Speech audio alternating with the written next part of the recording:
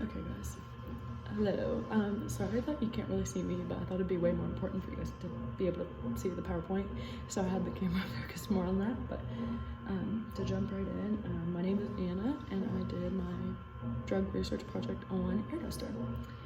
And first, I want to talk about the reason why I chose this drug. I chose this drug because it hits very close to me, as I watched the results of somebody doing this, and so basically, my junior year of high school, there had been this girl who was very, very well known for her tendency to do drugs. She was very wild when it came to that kind of scene, and she didn't have my lunch period with me, but she was in the cafeteria because she must have asked a teacher to go use the bathroom, but she came and used the bathroom in the cafeteria.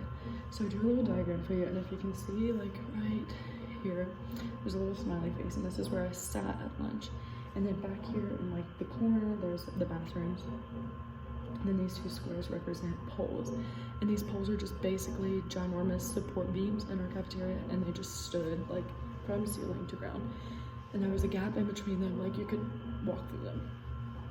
And she had been in the bathroom for really who knows how long, but she was in there. And when she came out, she like pinballed in between these poles and then just hit the ground. And when she hit the ground, she was like uncontrollably shaking. And everybody around her, like everybody in this table, and that table, were really scared. Like we thought she was having a seizure, and like a couple of students even like rushed up to help. And sadly, I wasn't one of them because my fight or flight kicked in, and I flight. Like I was so scared, did not know what to do.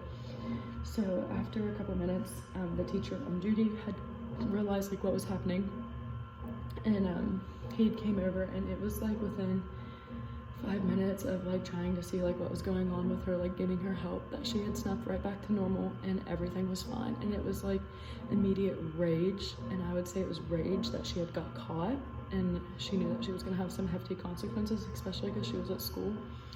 But when I tell you, like, I saw this happen right beside me, like I didn't see it from 100 feet away, and it was really scary. Her eyes were like rolled clear back in her head, and it was like uncontrollable. It was really scary. So that's why I chose this project. And without further ado, we'll jump right into the project.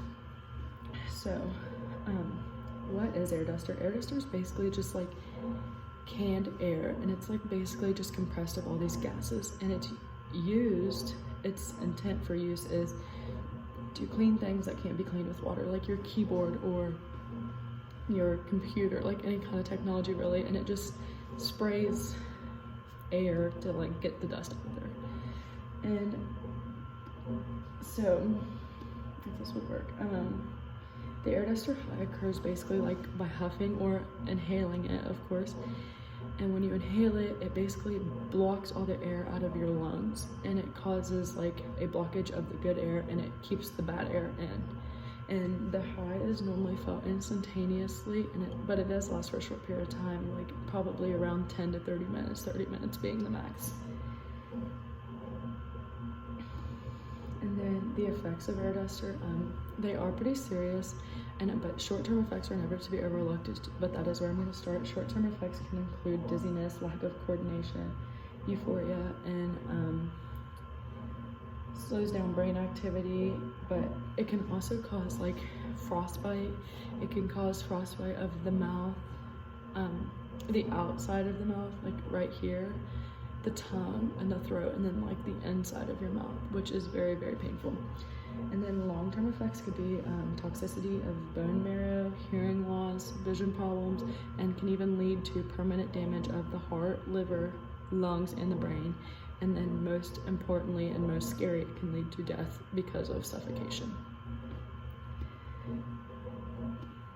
So effects on the brain I thought was really important because this affects the brain so much, as it's blocking oxygen from getting to the brain. It's putting bad oxygen in there. So really the main effects is can slow down brain activity and can kill so many brain tissues that it can actually shrink. Kill so many brain cells that it will actually shrink brain tissues.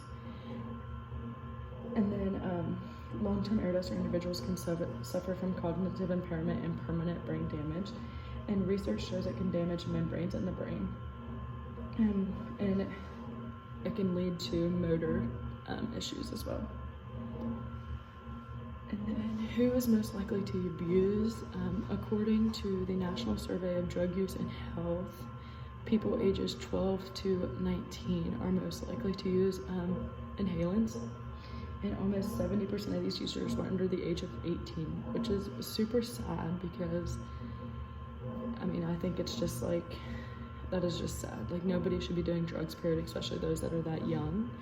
And somebody that is so exposed to that so early on they're just more exposed to problems. They're gonna have a longer addiction if they don't figure it out.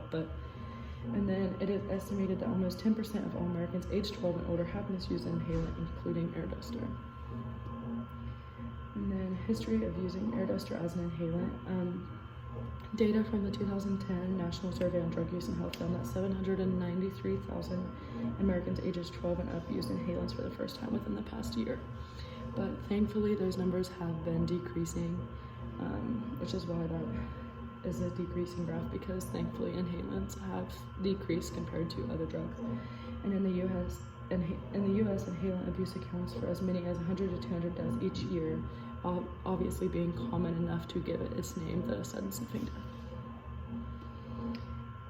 So the sudden sniffing death is, it refers to the abrupt death caused by inhalant abuse. When someone inhales these substances, the body can go into shock, resulting in the heart to stop beating and causing immediate death. Most sudden sniffing death syndrome fatalities are caused by heart failure. The heart requires oxygen to beat properly, and inhalants deprive the body of oxygen. Without oxygen, the heart beats erratically and can stop functioning.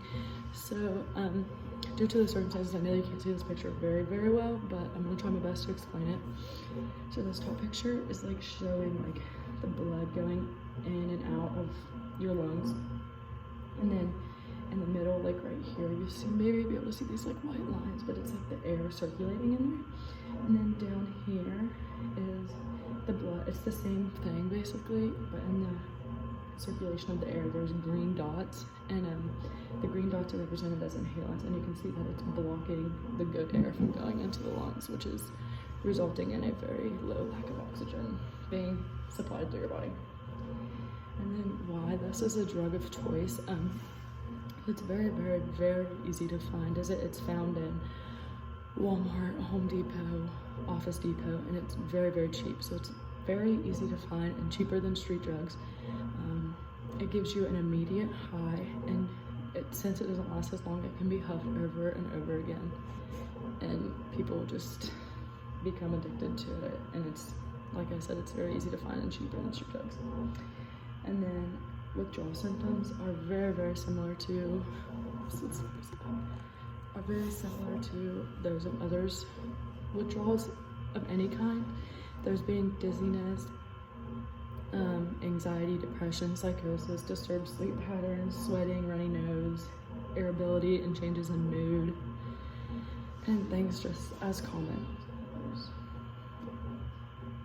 And then lastly, I want to talk about recognizing the abuse, because I do think that's important. I think that if we can focus more on our people around us and recognize that, hey, maybe they're using a substance, we can stop it sooner, and stopping it sooner is obviously the better.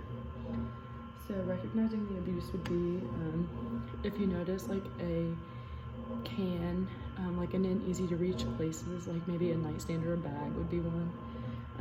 Going through this product more than what seems necessary. Empty cans in someone's trash cans or car. And if you notice like a chemical smell in these person's clothing, that is a huge sign to inhalant abuse. And then out of character behaviors, often hoarseness and complaints of numb tongue or throat, bloodshot eyes, or even a dazed appearance can show you that. And I just thought that this was a really good project because I saw it happen. I'm sure a lot of you guys have seen others happen, but I am very, very glad that I got to do this one. And with that,